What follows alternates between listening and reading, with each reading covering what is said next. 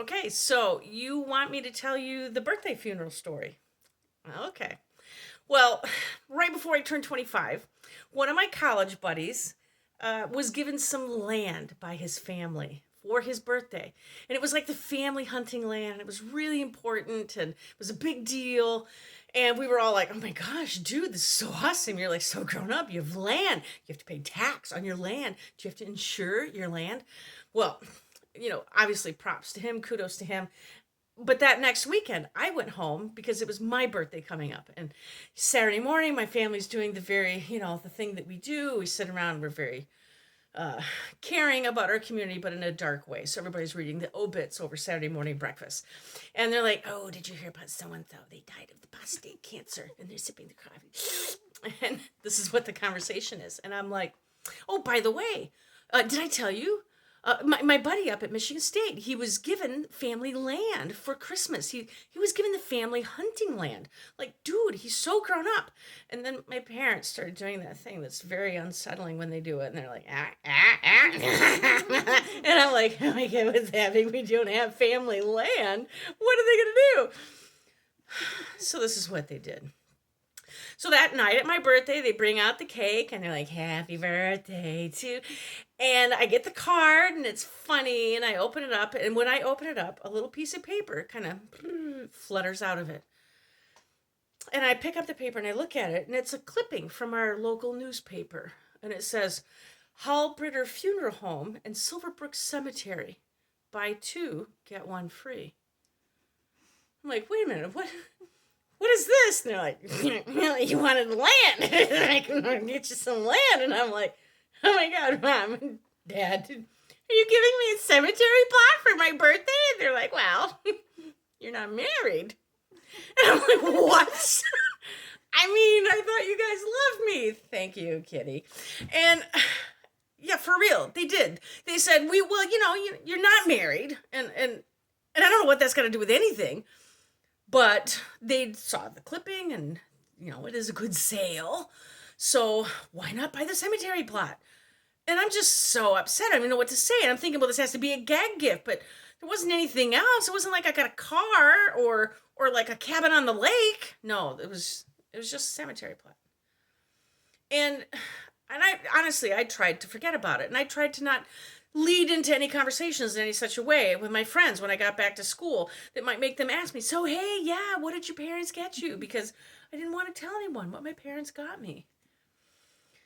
Well, 5 years later, my mom became ill and she wasn't doing great. And we began to talk about family arrangements. And I was talking with my sister and we were like, I mean, what? Well, at least mom and dad have the plot. At least they have these plots purchased. And my sister's like, what are you talking about? I'm like, they bought the cemetery plots, the Hallbritter Funeral Home, Silverbrook Cemetery, and they bought the buy two get one free. So we're all together, and my sister's like, yeah, no, dude, they didn't buy them. And I was like, you got to be kidding me. I mean, like at the end of the dinner, my mom made a big deal about coming to me. She's like, now you're just going to have to tell us. And she always did these things with her fingers. And she's just going to have to tell us. Now, did you want to be on the side of one of us or did you want to be in between us? And I was like, oh my God, nowhere. Next town over. Please and thank you very much. I love you guys, but that's not right. So now it wasn't even real. It was like, I don't even know what to call that. It's like, it's non existent. Well, time goes on and now it's like my 35th birthday. And once again, you can't make this stuff up, you guys. Mom's getting worse. We've been having conversations, last arrangements, last wishes. What do we want? And I open up the birthday card and the clipping flitters out. And I'm like, you've got to be joking. And I'm like, it's going to be a different clipping. It's going to be for a camping store. It's going to be for a new campground. It's going to be for a nature preserve. No, it was Hallbritter Funeral Home and Silverbrook Cemetery. Buy two, get one free. Okay, so guys, this is what you got to understand about Silverbrook Cemetery. There's like those memorial garden types places, and they're very manicured, and they're very formal, and they're very uptight, and you feel like you're coughing at the opera or the theater when you go there and anything weird happens. This is not what Silverbrook Cemetery is. is. It's a free-for-all. It's total chaos. Anybody can decorate anything any way they want. There are plastic flowers allowed. Real flowers are okay. You can do motion activated things that make sound and music. You can do motion activated things that trigger lights. It is a bit of a circus at Silverbrook Cemetery. But this clipping flitters out again. And I'm like, you guys really, you can't be serious. This can't be happening.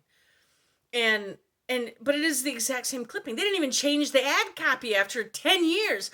And I'm thinking, this just can't be happening. This is a joke. My family's finally got a sense of humor. This is the joke. It's not a joke. It's not a joke, you guys. They like did it this time, or this is what I'm thinking. And I'm just like, now yet again, I have to be very careful about how I talk about my birthday, because I can't let anybody know this is the horrible thing that my family is sick with. Well, a few years later, Mom passes on, and I'm talking with my sister again.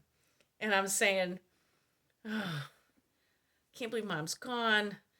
At least we have the plots. And she's like, well, I'm like, no, you are joking. She's like, they didn't buy him. I'm like, what? It was a great sale. Why didn't they buy him? So when we got Mom taken care of. We got Mom squared away. And I was just like, what is this madness my family is possessed with? What is going on here? And so, there was a Luna coming up in town. Sarah Slayton and Terry Visker launched a Luna here in La Crosse. We were going to have it at the Pearl Street Brewery up here on St. Andrews Street. And I thought, this is going to be the story to tell. So I called my dad, and I got my dad on one extension. I got my sister on the other extension. And I'm like, okay, we got to get the details. This is going to be a great story. Everybody's going to laugh about this. And so we start, no, it was this way, and then it was that way. And so I'm like ready to tell the story. And right before I go on the stage to tell the story, my sister calls, and she says, well, you can tell those nice people at that Luna that we went out, we bought 4. We bought 4. Okay, you guys, I'm the youngest. Mom's already getting 1. There are 4 kids. So 4 plus 1 is 5. Who's getting the last one? Is it like a last one in's rotten egg kind of a scenario? I don't know what to say about this. But all I know is, don't worry about me. I'm going to be okay. I know where my family's going to be after they all start shoving up daisies. And you don't got to worry, because I got another birthday coming up.